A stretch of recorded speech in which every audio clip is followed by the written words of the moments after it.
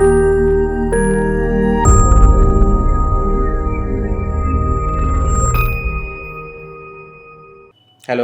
मैं डॉक्टर सैयद तौसीफ़ हूँ। मैं कंसल्टेंट रेडिएशन ऑन्कोलॉजिस्ट हूँ काइज़न ऑन्कोलॉजी नेटवर्क में। कैंसर एक ऐसा लफ्ज़ है जिसको सुन के हम सब लोग डर जाते हैं और इसके साथ बहुत सारे सवाल हमारे मन में आते हैं। तो एक सवाल रेडिएशन ऑन्कोलॉजिस्ट होते हुए जो मैं सबसे ज़्यादा सुनता हूँ वो ये है कि क्या कैंसर को क्योर किया जा सकता है या नहीं? इसका सीधा और आसान जवाब है कि हाँ, कैंसर को बिल्कुल क्योर किया जा सकता है। अगला सवाल हम पूछेंगे कि क्या सभी कैंसर्स को क्योर किया जा सकता है? हाँ, मेजॉरिटी कैंसर्स 80% कैंसर पेशेंट्स को हम बिल्कुल क्योर कर सकते हैं, यानी पूरा ठीक कर सकते हैं। ये कौन से पेशेंट्स हैं जिनको हम पूरा क्योर करने के चांसेस कम हो जाते हैं? वो है स्टेज 4 पेशेंट्स। स्टेज 4 सिर्फ वही पेशेंट्स हैं जिनका कैंसर जहाँ से शुरू हुआ है, जिस आज़ा से शुरू हुआ है और दूसरे आज़ा को फैल गया है, उसको हम स्टेज 4 कैंसर बोलते हैं। मिसाल के तौर पे अगर ब्रेस्ट या प्रोस्टेट कैंसर हड्डी में चला जाता है, या लंग का कैंसर ब्रेन में चला जाता है, या पेट का कैंसर लिवर में चला जाता है, तो ऐसे कैंसर्स को हम स्टेज 4 बोलते हैं। ये कैंसर्स सिर्फ 15 या 20% पेशेंट्स में पाए जाते हैं और इनको हम पूरा क्योर नहीं कर सकते हैं, बट इसका ये मतलब नहीं है कि इनके लिए कुछ इलाज नहीं है। इन पेशेंट्स को भी हम बहुत सारे मॉडर्न ट्रीटमेंट्स के साथ कंट्रोल में रख सकते हैं और ये बीमारी फैलने की वजह से, मिसाल के तौर पे अगर ब्रेस्ट का कैंसर हड्डी में जाता है तो हड्डी में जाके फ्रैक्चर होने का रिस्क, इन सारे रिस्क को हम ट्रीटमेंट्स के साथ रोक सकते हैं और बीमारी को कंट्रोल में रख सकते हैं और इन पेशेंट्स की भी लाइफ को हम बढ़ा सकते हैं। बट इन पेशेंट्स में अगर स्टेज 4 डायग्नोस होता है तो पूरा क्योर करना थोड़ा सा मुश्किल होता है।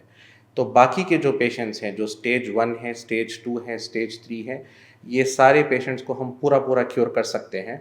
फ़र्क ये है कि स्टेज 3 में इनको क्योर करने के लिए थोड़ा-सा ज़्यादा ट्रीटमेंट की ज़रूरत पड़ती है और स्टेज 1 में बहुत कम ट्रीटमेंट के साथ हम ये पेशेंट्स को पूरा ट्रीट कर पाते हैं। तो इसीलिए बेसिकली अब इस इन्फॉर्मेशन को हम कैसे इस्तेमाल करेंगे, इससे हम क्या चीज़ को चेंज करेंगे?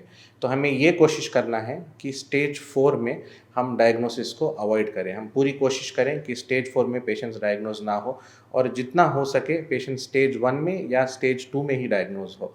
क्योंकि स्टेज 4 क्योर नहीं होता, स्टेज 3 क्योर होता है, बट उसमें बहुत सारा ट्रीटमेंट देना पड़ता है जिसमें टॉक्सिसिटी भी हो सकती है। इसीलिए हमारी कोशिश होनी चाहिए कि हम स्टेज 1 और स्टेज 2 में डायग्नोज़ हों। इसको हम कैसे कर सकते हैं? इसके लिए 2 बहुत सिंपल चीज़ें हैं जो हम कर सकते हैं जिससे हम अर्ली डायग्नोसिस हो, स्टेज 1 या स्टेज 2 में ही हमारी डायग्नोसिस हो। एक तो है कि जैसे आपको सिम्पटम आए, जैसे ही कोई कंप्लेंट आए, एज़ सून एज़ पॉसिबल आप आपके लोकल डॉक्टर के पास, आपके फैमिली डॉक्टर के पास जाएँ या एक ऑन्कोलॉजिस्ट का कंसल्टेशन करें। तो ये कौन से सिम्पटम्स हैं? ये वो सिम्पटम्स हैं, वो शिकायतें हैं जो पर्सिस्टेंट है कि आपको बार-बार ये सिम्पटम हो रहा है और सिंपल मेडिसिन से ये सिम्पटम कम नहीं हो रहा है, ये शिकायत कम नहीं हो रही है। तो आपको फिर सस्पिशियस होना है कि ठीक है, ये कुछ बड़ी चीज़ हो सकती है।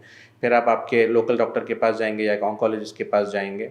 हम सिंपल एग्ज़ामिनेशन से और बहुत सिंपल इन्वेस्टिगेशन से, कोई बड़े टेस्ट नहीं होंगे, बहुत सिंपल इन्वेस्टिगेशन से हम आपको बता सकते हैं कि कैंसर है या नहीं है। जब आप इतना अर्ली प्रेज़ेंट करते हो डॉक्टर को तो बहुत हाई प्रोबेबिलिटी है, बहुत ज़्यादा चांस है कि आप अर्ली स्टेज में डायग्नोज़ हो, जिससे आपके क्योर होने के चांसेस भी बहुत ज़्यादा होंगे और बहुत आसानी से, बहुत कम ट्रीटमेंट के साथ हम आपको क्योर कर पाएँगे।